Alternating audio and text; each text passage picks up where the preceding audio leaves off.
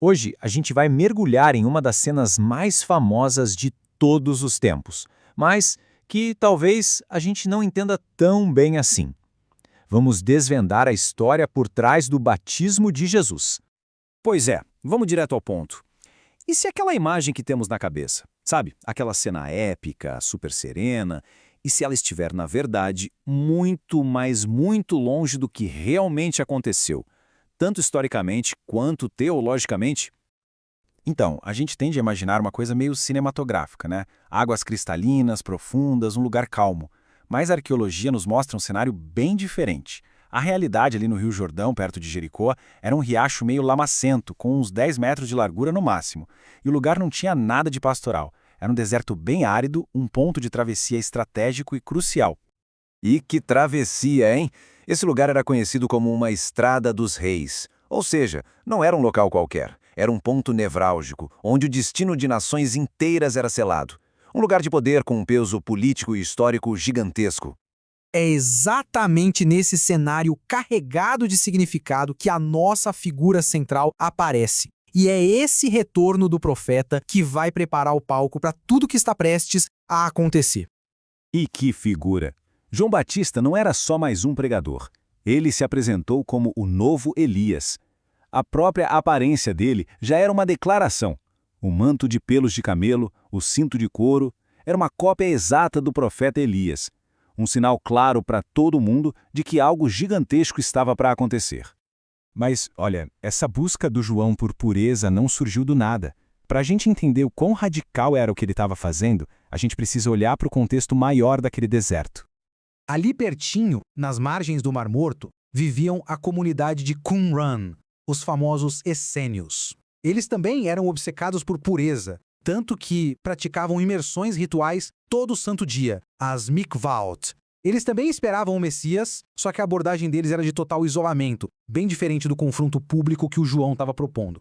E esse confronto, claro, não demorou para acontecer.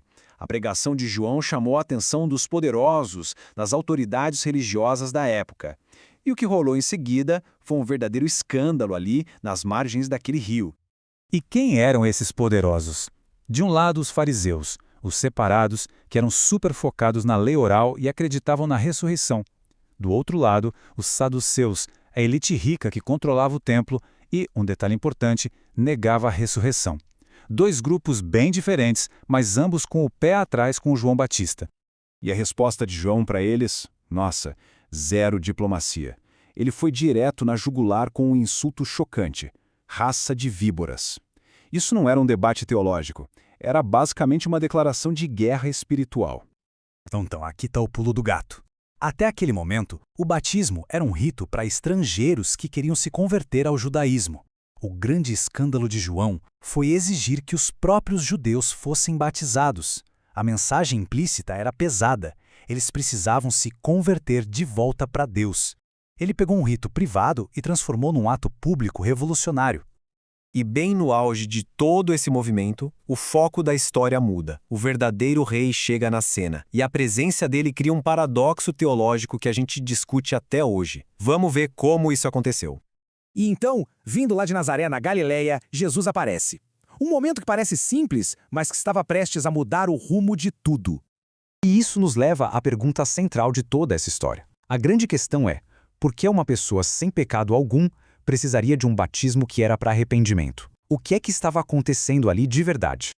A resposta que a narrativa nos dá é bem profunda. O objetivo ali não era o perdão de pecados que ele não tinha, mas sim cumprir toda a justiça. É uma frase meio enigmática, mas que carrega todo o peso do momento. Tá, mas o que isso quer dizer na prática? Basicamente duas coisas. Primeiro, era uma forma de se identificar totalmente com o povo da aliança, se colocando no lugar deles. E segundo, era a inauguração oficial da sua missão como Messias. Não era sobre purificação pessoal, mas sim sobre identidade e propósito público.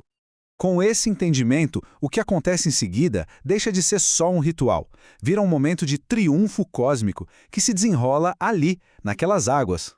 É aqui que o evento se torna algo totalmente divino. Exatamente no momento em que Jesus sai da água, acontece a manifestação mais clara da Trindade em toda a Bíblia. O Filho emergindo da água, o Espírito descendo como uma pomba e a voz do Pai falando diretamente dos céus.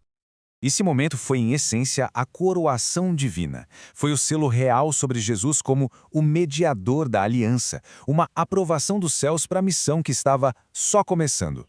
Agora, para a gente ter a dimensão completa do que isso significou, a gente precisa de um número: 40. 40 anos. Esse número representa o longo período de fracasso de Israel no deserto depois da saída do Egito. E aqui está a conexão incrível.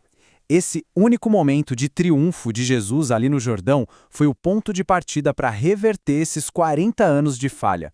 Onde a nação falhou, o Filho triunfou. E tudo isso nos deixa com uma pergunta para pensar. Se um único ato, quando a gente olha pelo ângulo certo, pode começar a reverter uma longa história de fracasso, que outros momentos da nossa própria história, seja pessoal ou coletiva, a gente talvez esteja subestimando?